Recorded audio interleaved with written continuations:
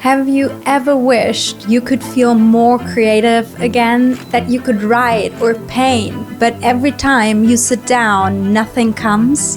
In 1907, a Swedish woman is making a series of radically abstract paintings called The 10 Largest. Years before Kandinsky, Mondrian or Malevich, abstract art celebrated pioneers. Her name is Hilma af Klint, and by her own account, the work is not hers. She believes she receives it from beyond this world, from a higher power she has been listening to for years. So where does work like this actually come from? And what could Hilma's answer tell us about the creativity we keep waiting for? Many of us know that frustrating place where we want to create something and we simply cannot. I know I was a creative child. I wrote stories, I painted, I sang and danced. But somewhere along the way it stopped. And now we open an empty notebook and we wait for a muse to come and visit us. And when she does not, we think perhaps creativity was something we had once and lost. We make it into a quality some people have and others do not.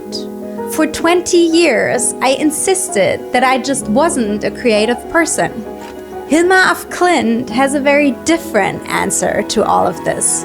The way she goes about nurturing her creativity might sound at first rather unusual, but actually it's kind of genius.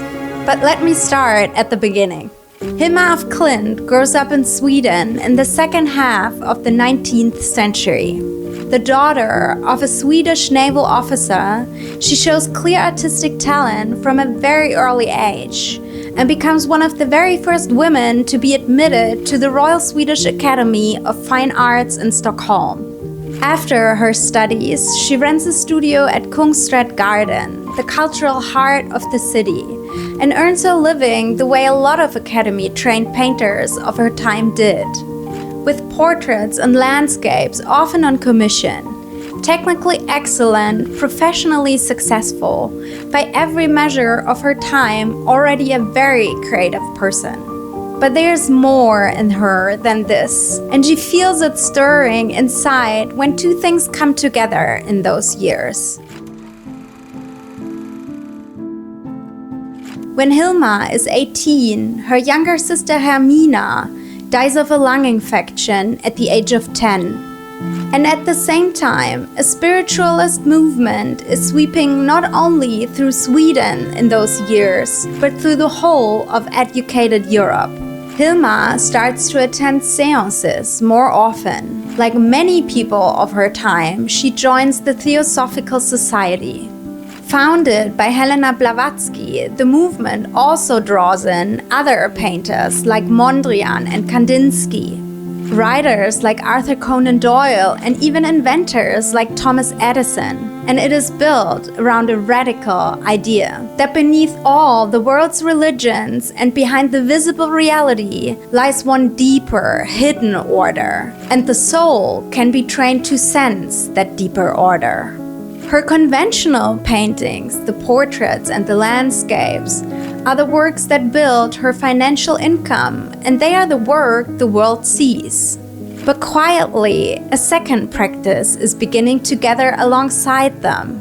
And also a second question: could her art itself be a place to reach that deeper layer she has been searching for? When Hilma is in her mid-30s, she and her closest friend from the art academy, Anna Castle, gather 3 other women around them and form a group they call the Five. Every Friday, the 5 are holding séances in Hilma's studio. They pray and meditate, and when trance comes, they practice what the spiritualists of their time call automatic drawing. They take pencils into their hands and let them move automatically on the page. None of it, in their own understanding, is coming from themselves.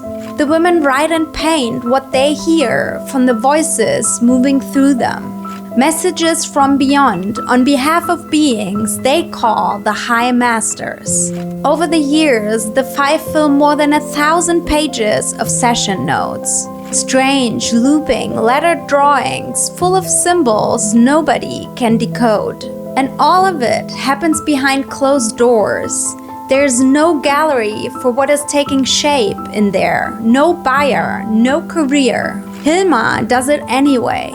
10 years of notebooks, drawings, sessions, listening, and not yet a single painting the world will recognize. The Five have been meeting for 8 years when in one of the sessions something happens that will change the course of Hilma's life drastically.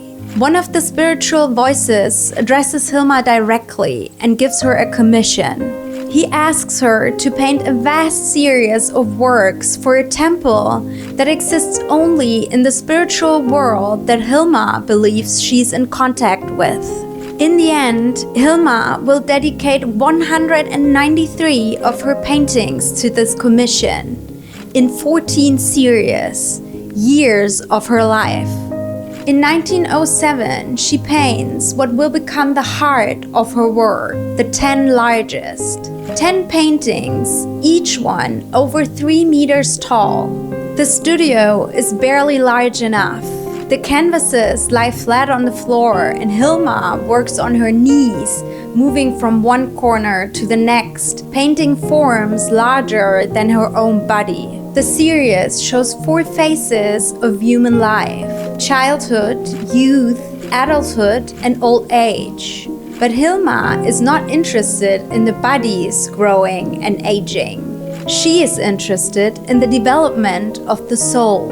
So let's step in front of the 8th of the great paintings, the 10 largest, number 8, adulthood.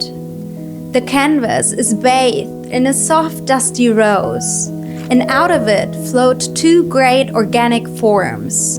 They could be eggs, seeds, flowers, or fruits, or anatomical diagrams of something we don't even have a word for. All around them, soft pinks and pale yellows and gentle blues fold and curl through the painting. Smaller eggs paired in yellow and blue, tightly coiled spirals, single points, and long fine red lines that wander between everything. Woven into those curls and lines and into the spaces between the forms are letters we recognize, W's, U's.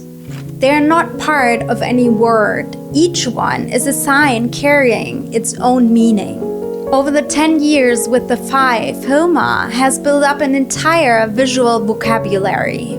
Specific spirals stand for evolutionary movements. Particular colors stand for opposing or complementary forces. Letters carry specific meanings. It is a map of a world she has come to know, rendered for someone who might one day be able to read it. In her own view, she's not the inventor of any of this. She is its scribe. And yet, without years of practice, this glossary would not exist. This painting is the harvest of long, patient, unwitnessed work. And there's one more thing about this canvas that for over 100 years, the world did not know. Hilma's first fully abstract paintings are made years before Wassily Kandinsky or Piet Mondrian paint their first abstract compositions. Years before Kazimir Malevich paints his Black Square. There's no line between the works of the man who will be remembered for inventing abstract art and her work. But she is, in time, ahead of them by a decade, sometimes more, and nobody until very recently knew. When you look at Hilma's story, we can no longer dismiss her work as the lightning strike of an exceptional talent that happened to her and could not happen to anyone else. What we are looking at is, in a way, far more ordinary. Hilma's paintings are what becomes possible when someone gives their inner life time, ritual, and serious attention over years without proof that anything will ever come of it. What we call creativity, when we look at it through Hilma, is not something one has or does not have. It is something one tends. Hilma has no better muse than we do. What she has is the patience to keep a place open for whatever it is that wants to come. Her spiritual life is, in the most concrete sense, a practice she kept up for years. Hilma of Klint dies in 1944 at the age of 81, almost completely unknown. In her will, she leaves a strange instruction. Her abstract works are not to be shown for at least 20 years after her death. She knows the world is not ready.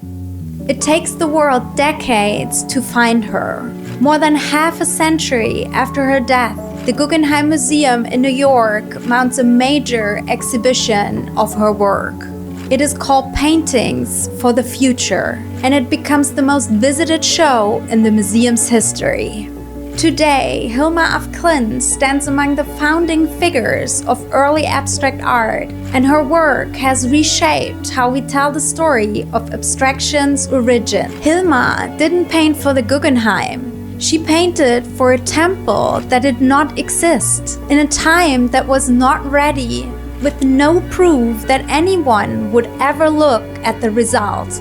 And this is what Hilma leaves us today. To take the creative inside us seriously enough to give it our time, long before we know what it is or whether anyone will ever see what comes of it.